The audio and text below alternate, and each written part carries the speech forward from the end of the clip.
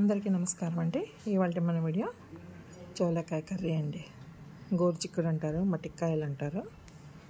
ఇందుక శుభ్రంగా కడిగినాను, కట్ చేసుకొని మనం కర్రీ చేసుకుందామండి.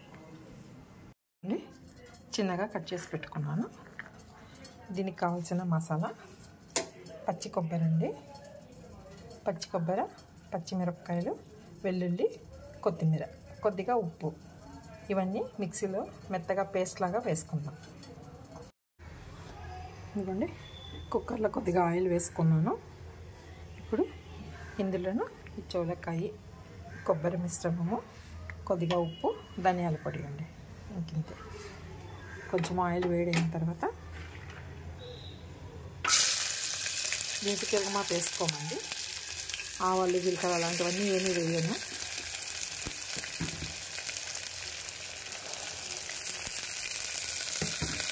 ఈ చిత్రాన్నము, చపాతీ, జొన్న రొట్టె చాలా బాగుంటుందండి. లెమన్ రైస్ అండి చిత్రాన్నం అంటే. దాని కాంబినేషన్ కూడా చాలా బాగుంటుంది ఈ కర్రీ. ఇంతకు నేను నా ముందు వీడియోలోన బీరకాయ ఈ కర్రీ కలిపి చేసినానండి కుసుంపాలతో. ఎవరైనా చూడకపోతే ఒకసారి నా పాత వీడియోని చెక్ చేసుకోండి. మసాలా మొత్తం వేసేస్తున్నాను. ఇదిగోండి, కొద్దిగా ధనియాల పొడి, కొద్దిగా ఉప్పు,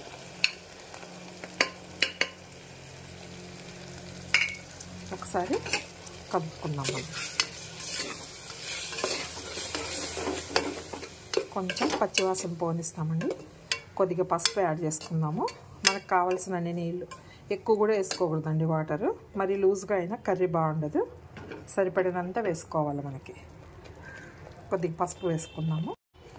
ఇదండి, కొద్దిగా పసుపు వేసుకుందాము.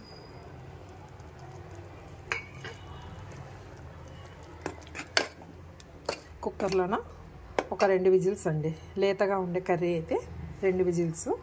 కొంచెం మీరు ముదిరిపోయినాయి అనుకోండి, ఒక 3-4 విజిల్స్ వేయించుకోండి. ఇప్పుడు కుక్కర్ మూత పెట్టేసుకుందాం మనము. ఒక 3 విజిల్స్ రాగానే స్టవ్ ఆఫ్ చేసేసుకుందామండి. నేను ఈ కర్రీకి కాంబినేషన్గా జొన్న రొట్టె చేసుకుంటున్నానండి. ఇందులో ఇది జొన్న పిండి, కొద్దిగా మునగాకు పౌడర్ అండి.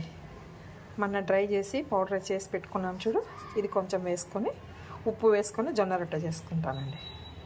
చాలా బాగుంటుంది కాంబినేషన్. జొన్న రొట్టె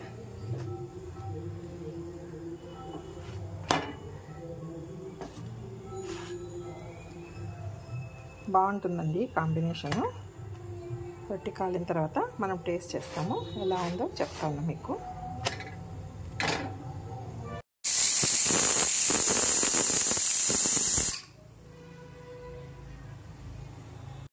ఇదిగోండి, జొన్న రొట్టె చోలకాయ అండి. టేస్ట్ చేద్దాం మనం ఇప్పుడు.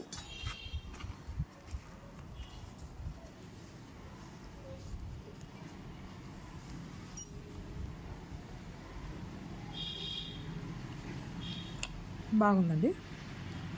మీకు ఈ వీడియో నచ్చినట్లయితే లైక్ చేయండి, షేర్ చేయండి, సబ్స్క్రైబ్ చేసుకోండి. Thank you.